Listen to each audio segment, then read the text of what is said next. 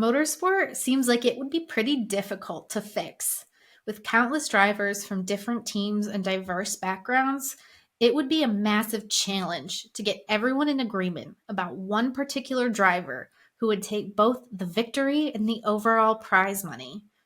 But for decades, historians have been led to believe a race-fixing scandal is exactly what happened at the 1933 Tripoli Grand Prix.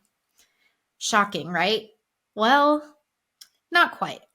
The race-fixing allegations that have become part of early Grand Prix lore might have been completely made up by a man who wasn't even at the event. Today, we're going to attempt to uncover the truth. Motorsport isn't just about fast cars and daredevil drivers. It's a place where scandals burn hotter than exhaust pipes. This is a history podcast dedicated to delving into the darkest corners of the racing world to uncover secrets, deception, and intrigue. My name is Elizabeth Blackstock, and welcome to Deadly Passions, Terrible Joys. If you're a longtime racing fan, then you probably know how grim the motorsport apparel scene can be. I don't know about you, but I have never once even been minorly compelled to buy one of those F1 Team Kit-esque polos that make you look more like an employee than a fan. I want something interesting, something that makes a statement, not just about my interests, but about my fashion sense. That's why this season, Deadly Passions Terrible Joys is partnering with Home Field Apparel, a vintage-style sports-centric clothing company based in Indiana. Home Field is looking to expand into the racing world this year, which means they're a great partnership for me. To celebrate the 2024 Daytona 500, Home Field's first drop will be appropriately NASCAR themed. Make sure you check out the link in my bio to get your hands on a new fit of your own.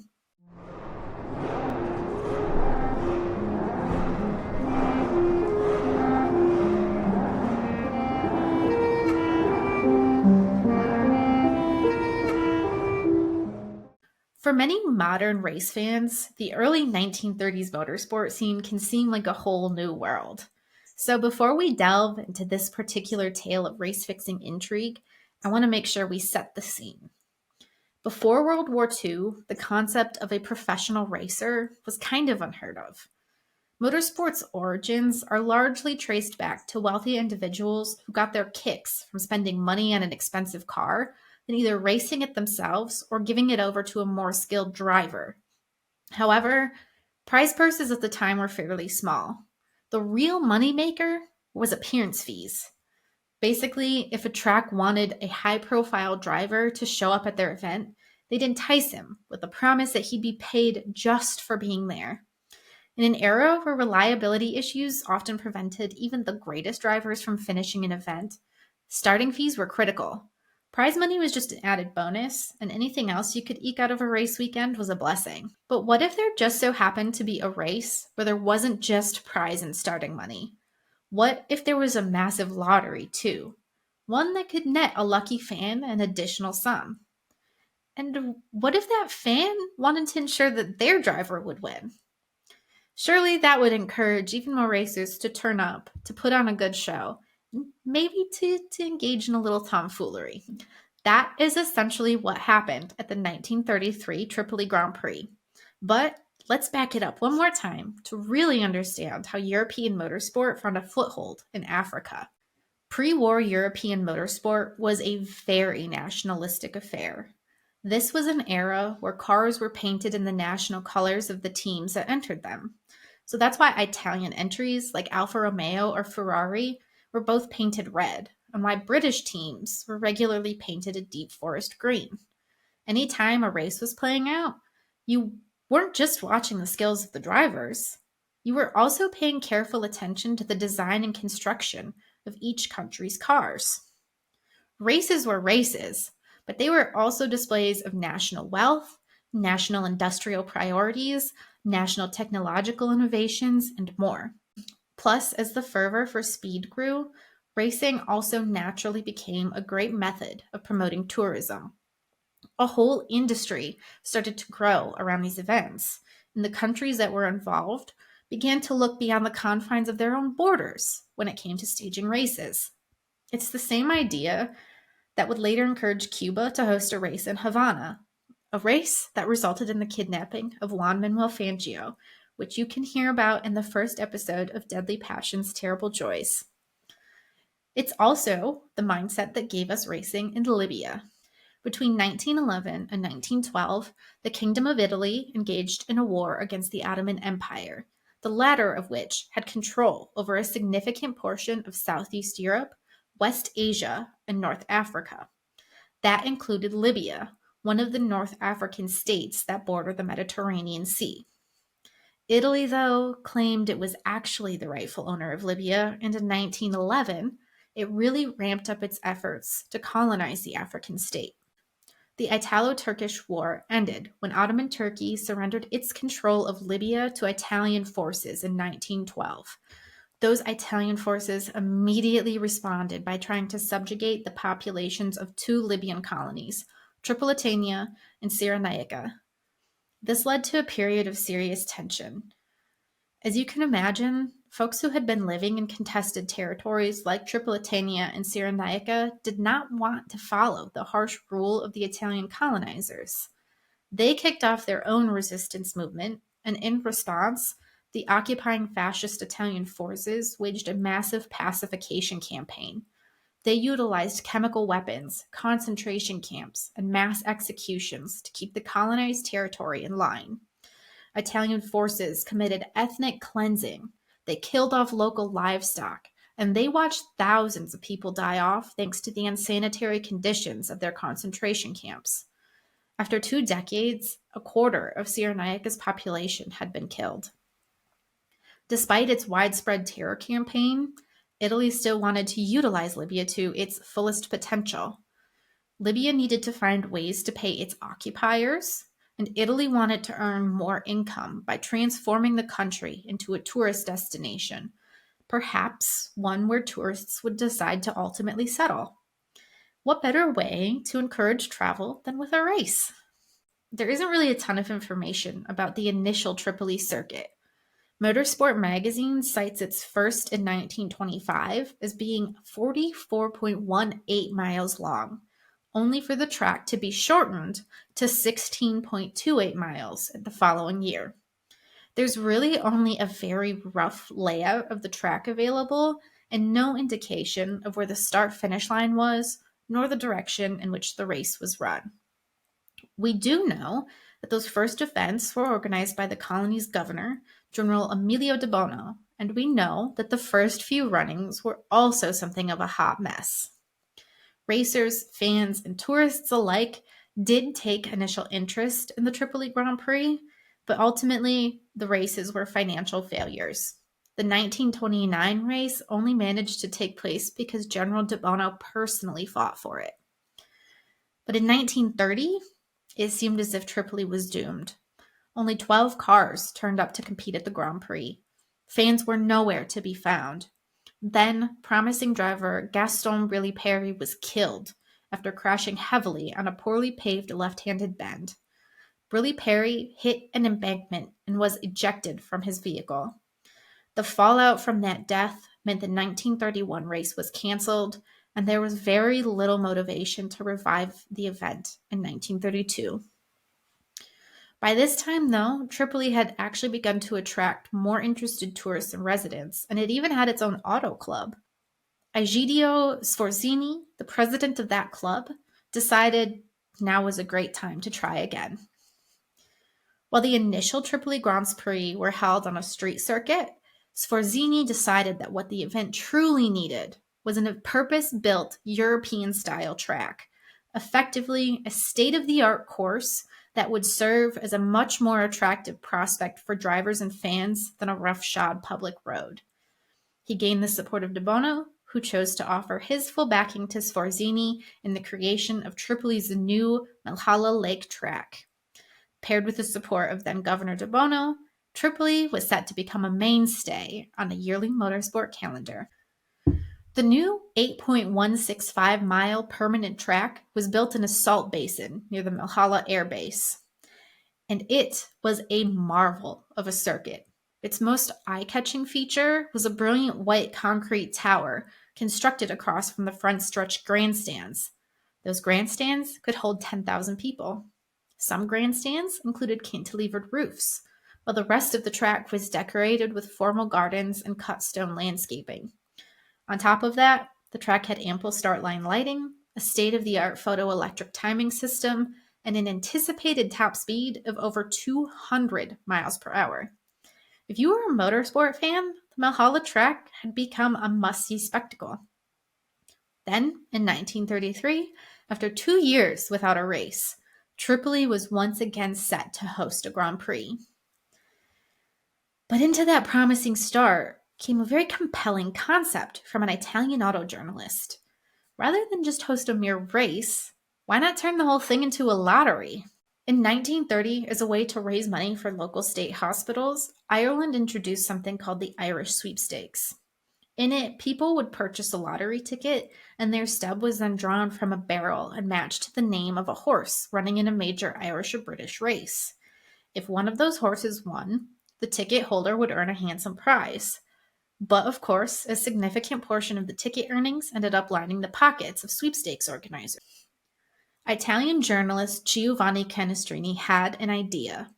The 1933 Tripoli Grand Prix should host its very own lottery, modeled after the Irish sweepstakes.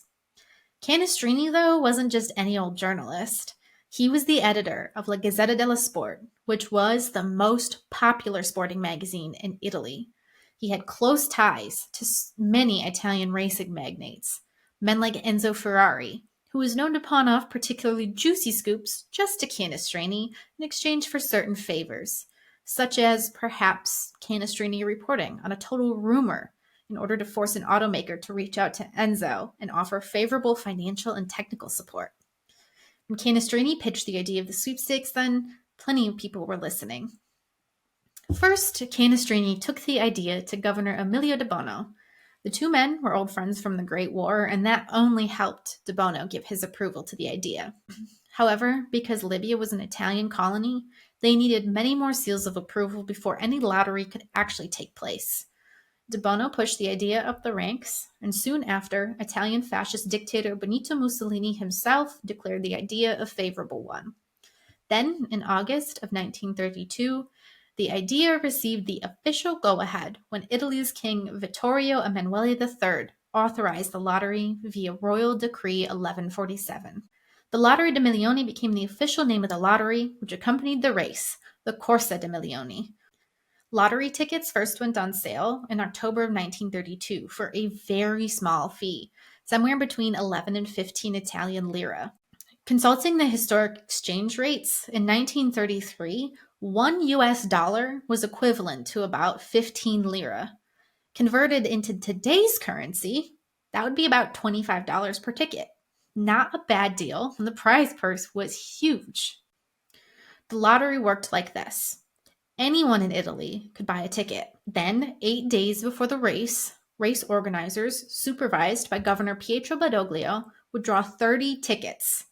They'd then put those tickets back and draw them again in order to assign them to the 30 starters of the race.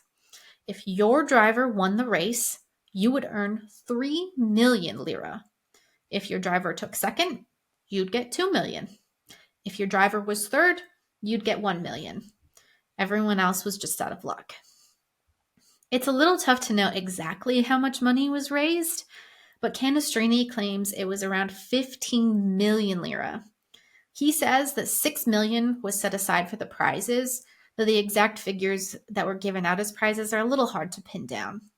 Another 1.2 million went to the Automotive Club of Tripoli, and 550,000 lira was reserved for starting and prize money, which, at that time, was pretty generous. That leaves about half of the 15 million lira unaccounted for, but many sources I reference simply presume the missing funds were channeled into the pockets of key Italian personnel. With 8 days between the ticket drawing and the race, all 30 lottery contestants were notified by telegram. 8 days is a long time, but was it long enough to commit an international motorsport scandal? For decades, many people believed that to be the case.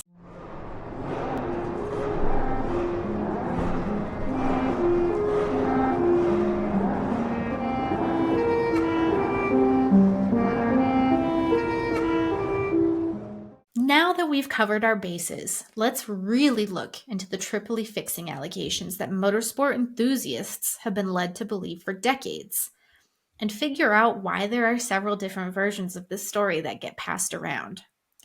If you've ever tried to find the source of a rumor, then you know it's really difficult to figure out exactly where that story got started. In our case, though, it's actually pretty simple. The first real documented rehashing of this Tripoli story came from Alfred Neubauer's ghost-written autobiography titled Speed Was My Life. One chapter, titled The Race That Was Rigged, has been cited by almost everyone who has ever talked about Tripoli. At first glance, that seems like a pretty reputable source. Neubauer served as the racing manager for the Mercedes-Benz team from 1926 to 1955, and he was essentially the godfather of all of those ultra-efficient in-race procedures that transformed motorsport from an amateur affair to a professional one. Neubauer is the guy who invented a complex signal system of flags and pit boards to give his drivers information during races. He was also one of the first people to prepare detailed travel dossiers for his drivers before they traveled to a foreign country. That way, if a European was taking his first trip to Mexico, he'd know how to access clean drinking water, what diseases he could catch, and where he should eat to be in top racing form. Basically, all of that is to say that if Neubauer were to tell you something, or perhaps to write it in his autobiography, you'd probably be foolish for not believing it. For years, people did believe Neubauer's story. As he tells it, the scandalous tale of the 1933 Tripoli Grand Prix really began when Giovanni Canestrini, the editor of Gazzetta dello Sport, reached out to Enrico Rivio, a lumber merchant whose ticket had been matched with that of racer Achille Varzi. Neubauer claims that Canestrini organized a deal. If Varzi won, then Rivio would split his prize money equally between himself and the racer. Somehow, several other drivers got involved in the mess. Tazio Nuvolari, Bacanin Borzacchini, Giuseppe Campari, and Louis Chiron. Allegedly, these were men that Varzi could count on to help assure his victory. As a result, Varzi would split his half of the winnings equally amongst his confidants, thus assuring the drivers would get a heftier prize purse than they were already receiving. As for what Canestrini would get out of the whole thing, Neubauer never mentioned it. Neubauer's account also leaves out any logic as to why Varzi was chosen to be the winner, but according to Brock Yates, the author of the Enzo Ferrari biography titled The Man, the Cars, the Races, the Machine, there were two reasons. First, Varzi was behind the wheel of a Bugatti Type 51, which was assumed to be the most dominant car on the grid, regardless of whether or not the race was fixed. Second, a victory by a French car was supposed to eliminate suspicion of a totally Italian-dominated fix. Crucially, Yates pinpoints two other parties who may or may not have been involved.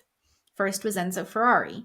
Because so many of the drivers involved in the fix were members of Ferrari's team, Yates suggests that it's highly likely Ferrari knew something of the fix, but he was never able to find concrete proof that that was the case.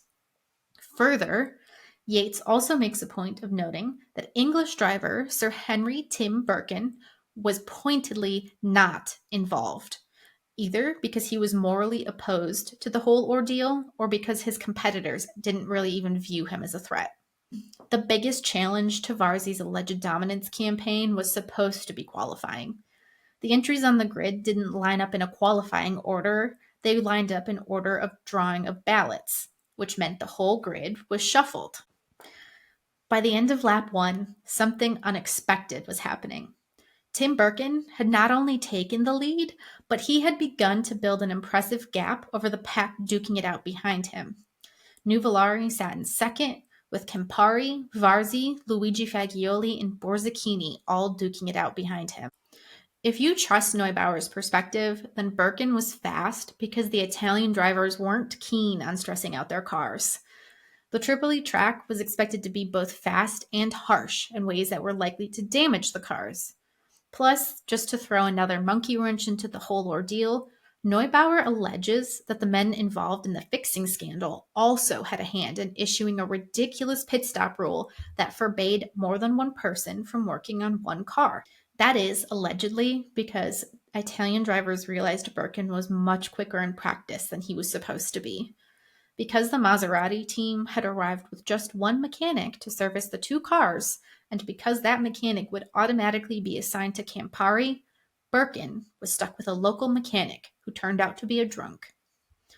Within a handful of the race's 30 laps, Neubauer's version of the story states that Varzy's car began to misfire. He had to pit to swap out spark plugs, but he also topped off with a little bit of fuel, enough to be able to take him to the end. On lap 14, Giuseppe Campari pulled in for a pit stop after having grabbed the lead. However, because Varzi was supposed to be the winner, Campari allegedly asked his mechanic to service his car so slowly as to be noticeable by the crowd. He was trying to kill as much time as possible to make sure that Varzi could get into the lead. At this point now, Nuvolari was said to be leading, followed by Borzacchini, Chiron, and Birkin. Once again, the alleged cruelty of the race fixers came into play when Birkin pulled into the pits to find his hired mechanic passed out drunk under a tree. Birkin was forced to get out of his car to change his own tires and fill his own gas tank, and in the process is said to have burned his arm on the Maserati's hot exhaust pipe. Now, don't forget that detail. That's going to be important later.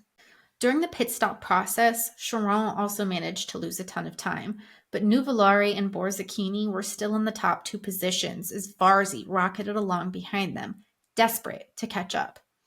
On lap 27, 3 from the end, Borzacchini was reported to be looking back over his shoulder in a constant, desperate search for Varzi, and when he realized the chosen winner wasn't coming up quickly enough, Borzacchini made a decision. He chose to cut a corner too tight, hit the oil drum that was put in place to mark the corner, and burst a tire. He cruised back to the pits, where he retired.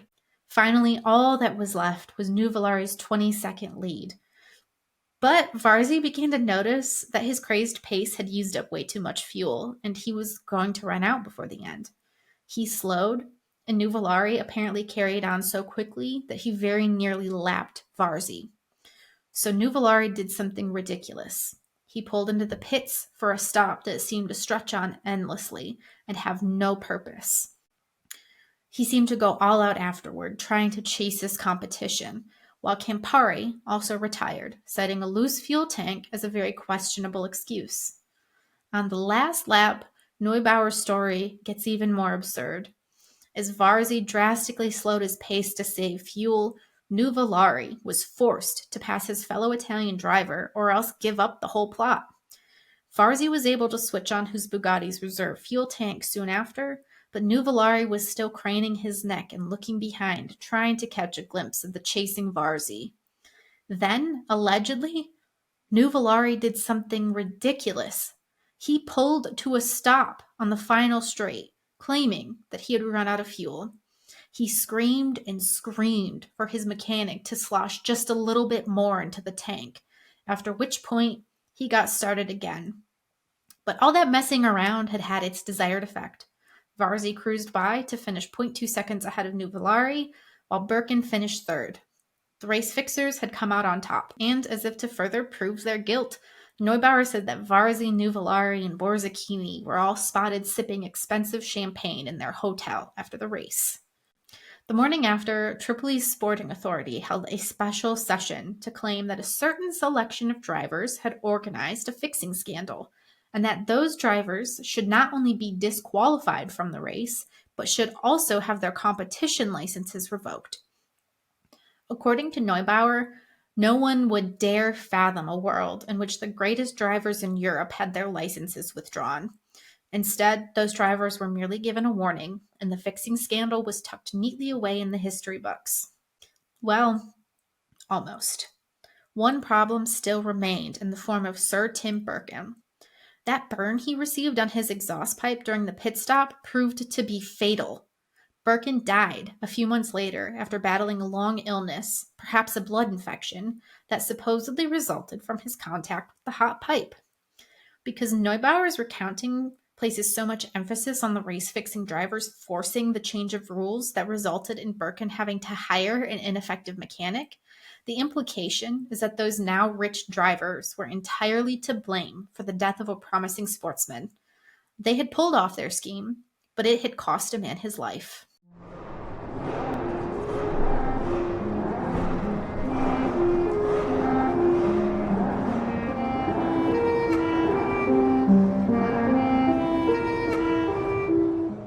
What Neubauer told was a really compelling story, one that reporters and authors and fans never thought they needed to question. Then, a gentleman named Don Capps came to set the record straight. A retired U.S. Army colonel who served in Vietnam, Capps went on to become a member of the Society of Automotive Historians, where he's given some impressive lectures about racing history. His specialty? Motorsport between the two world wars. Well, back in 2000, Don Capps read an article in Motorsport magazine called The Great Grand Prix Swindle, and he took to the Autosport forum to point out some discrepancies. The article is essentially a rehashing of the Neubauer crafted storyline. And when fellow forum users confronted Capps about the fact that he thought this was incorrect, Capps was able to point to an article he had written the year prior that rejected the common view that the 1933 Tripoli Grand Prix had been rigged.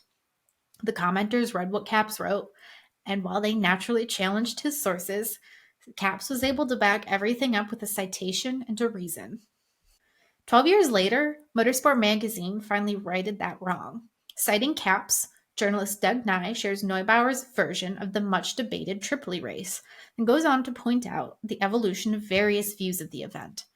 As it turns out, writer Bill Boddy actually challenged the convenient Tripoli narrative in Motorsport back in 1969, but that did little to change the public opinion until Capps' interest was sparked by the recollections of a woman named Betty Sheldon in her husband's book, A Record of Grand Prix and Voiturette Racing, Volume 3.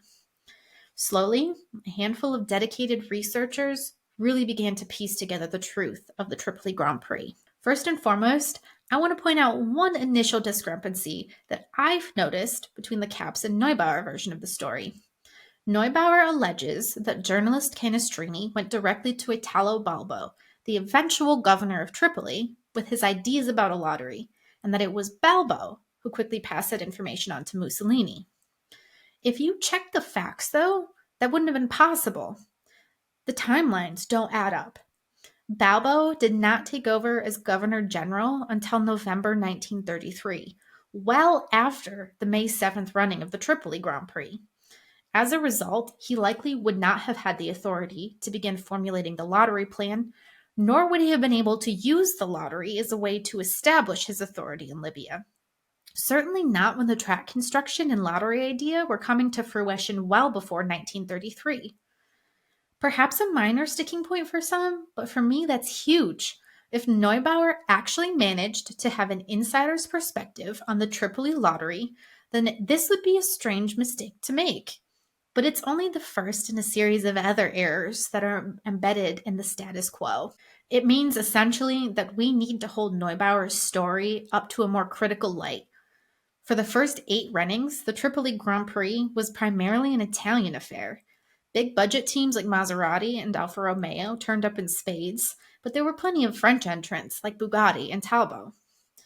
Germany, though, didn't turn up at the event until 1935. At that point, Mercedes and Auto Union both proved to be forces to be reckoned with in the racing world, and they'd started to expand their horizons far beyond continental Europe in the hope of establishing their racing might. Because Germany's massive investment in its racing program also doubled as something of a metaphor for its military prowess, the country was quite interested in dominating teams of other nations, both at their home tracks and in their colonies. Of course, Germany would have had its finger on the pulse of international motorsport, but it seems particularly strange that a man like Alfred Neubauer would dedicate an entire chapter of his autobiography to a race he didn't even attend. Even if he had found a supposed race-fixing scandal and was fascinated enough by it to mention it, why should he give it so much time in a book about his life if he had no direct ties? I'm not sure we'll ever find a particularly satisfying answer to that question, but it does serve as a big red flag and a warning that not everything is as straightforward as it seems. And there's another, even bigger red flag. Go ahead and check the race results for the 1933 Tripoli Grand Prix And you'll notice that one of the 5 alleged co-conspirators did not even enter the race. There is no official record anywhere that Louis Chiron competed in the 1933 Tripoli Grand Prix. He isn't listed in qualifying, he isn't listed as a race finisher, and he isn't mentioned anywhere in Motorsport Magazine's race report, which ran in its June 1933 edition. That's especially wild to think about when you realize how highly Neubauer stressed the crawling pace of drivers like Varzi and Chiron. Shockingly, this fact remained obscure for years. Even Bill Bodie, who tore down Neubauer's fanciful claims back in 1969, did not question the assertion that Chiron was present. It just goes to show that once a certain narrative has become embedded in the cultural consciousness, it is extremely difficult to pry it out again. So we know one side of the story. Let's get back to our veteran Don Capps and the research he has done to establish the truth of the 1933 Tripoli Grand Prix.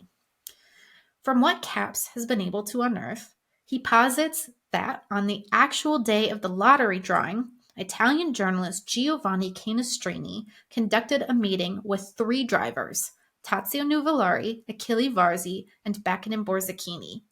This meeting took place during the Alessandria Grand Prix weekend, one of several major Italian races held in 1933.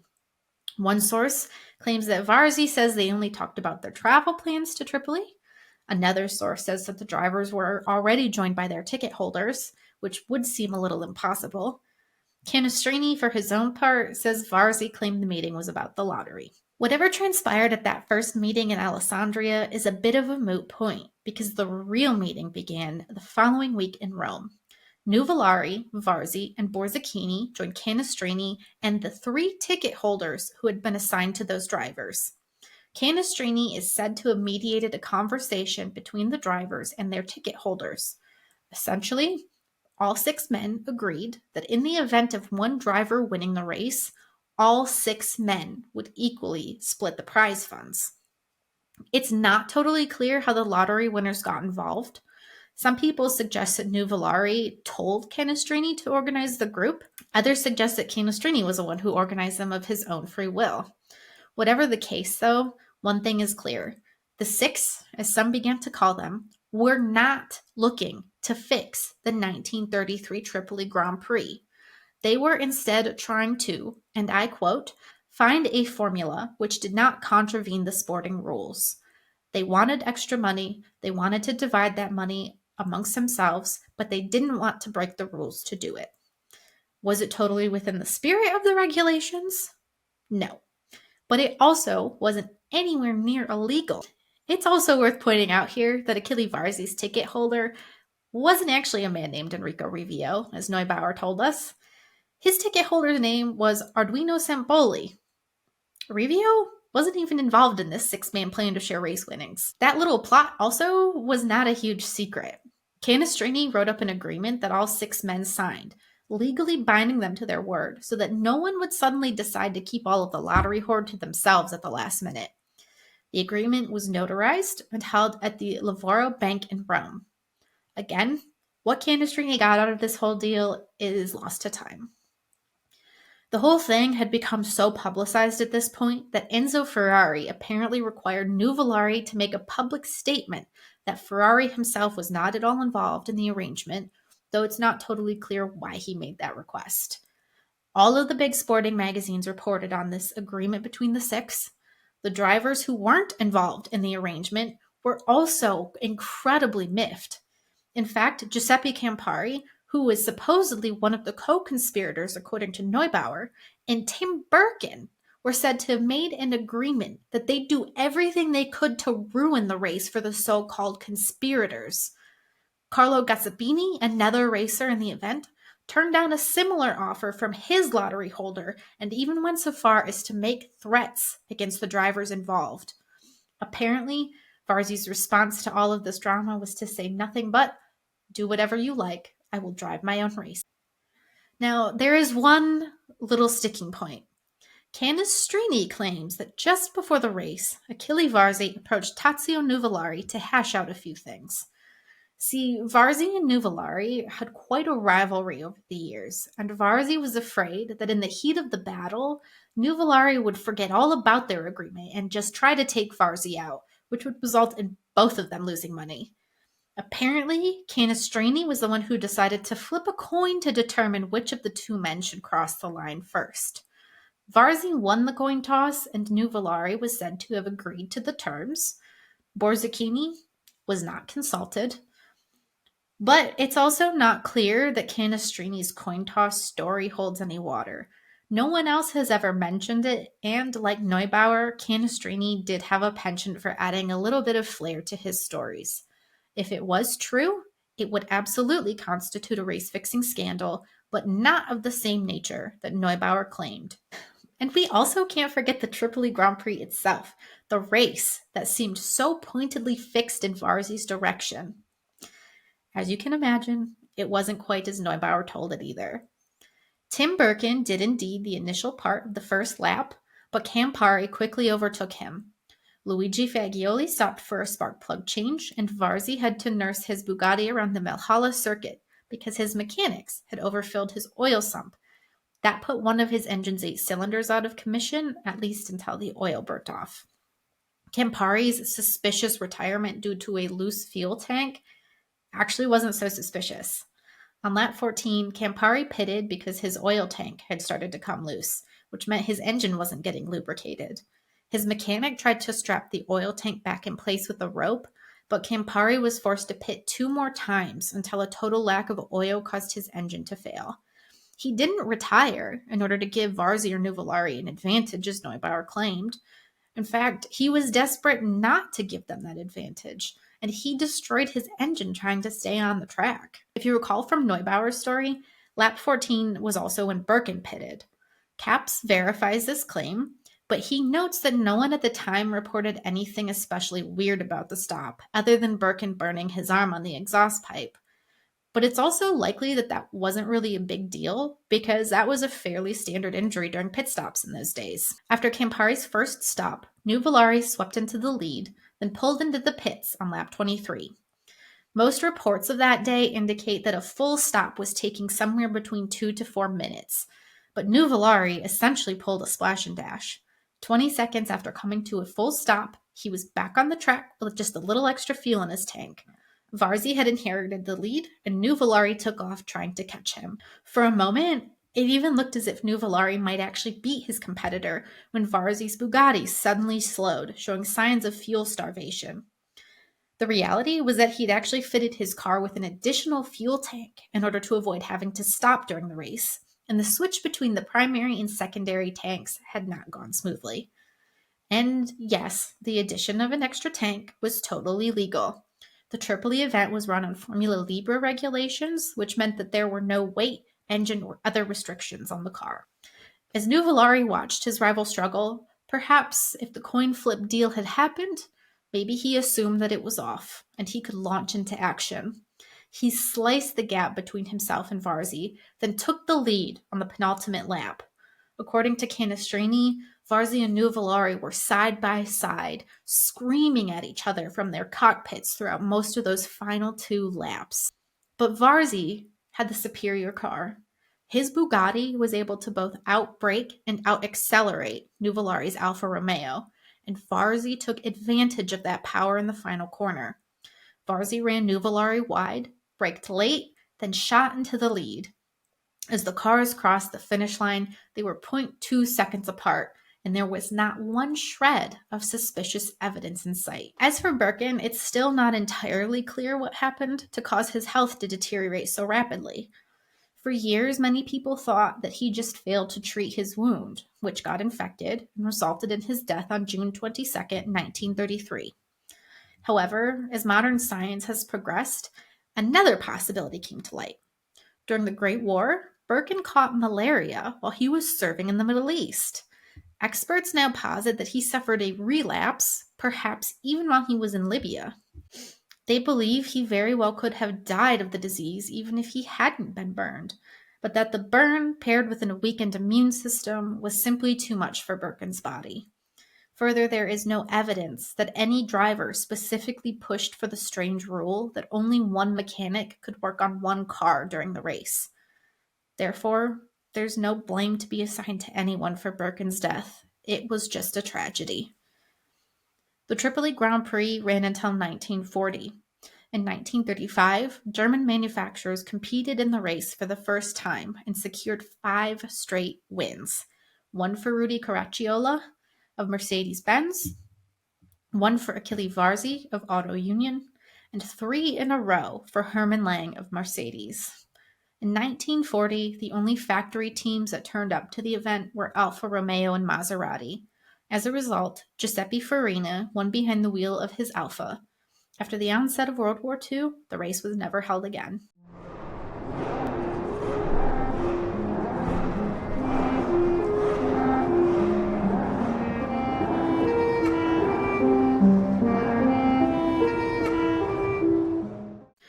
The weird history of the 1933 Tripoli Grand Prix raises plenty of questions that don't really have tidy answers. The biggest question that will likely never be answered is why Alfred Neubauer would lie, and to lie so dramatically that he would dedicate an entire chapter of his autobiography to an event that not only didn't happen, but one that he didn't attend. Was his exaggerated story an attempt to besmirch the name of Italy's greatest competitors? Did he hope to right a perceived wrong? Was he simply relaying a fun story he had heard? We don't know, and we likely never will. But that also brings me to one of the biggest frustrations that every historian faces. Record keeping and fact checking in the past was a whole different beast than it is today. There are some facts in racing that are indisputable. When countless diverse sources confirm a race's finishing order, it can be safe to assume that that was how the race transpired. But when a writer issues an opinion piece or relates the details of a story that no one else ever told, how are we supposed to know what really happened? How many statements are definite fact, and how many are colorful reproductions of a half-remembered conversation? What did the author gain from telling the story? And would they have gained a little something extra by twisting a detail here or omitting one there? What interests did the author have? What goals? The nature of motorsport history is murky, sometimes intentionally and sometimes by accident. But here at Deadly Passions, Terrible Joys, I intend to hold space for all those different interpretations of history and the challenges that those interpretations raise. After all, where's the fun in learning about history if it isn't a little mysterious?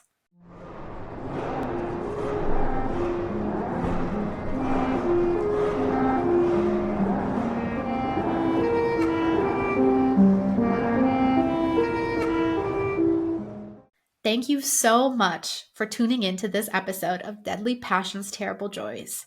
In the next show, we'll be looking into the shocking death of a 7-year-old boy in a racing accident that completely changed the scope of motorsport in America and directly led to the construction of some of this country's most celebrated racetracks.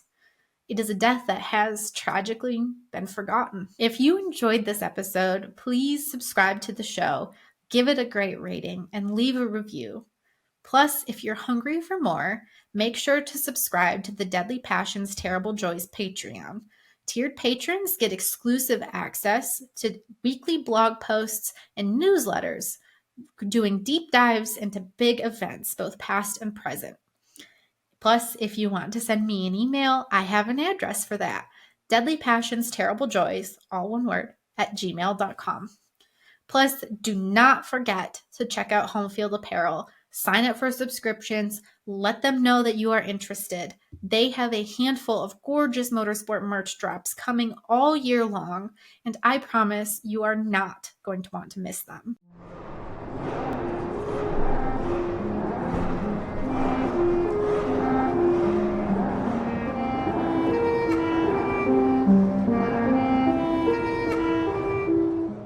Finally, we are ending with La Source, the segment named after the iconic turn at Spa-Francorchamps, but that serves as my bibliography for each episode. It's important to me to be able to cite regularly and accurately, so I'm giving a shout out to some of the most influential sources at the end of each show. You can find the full list in the episode description.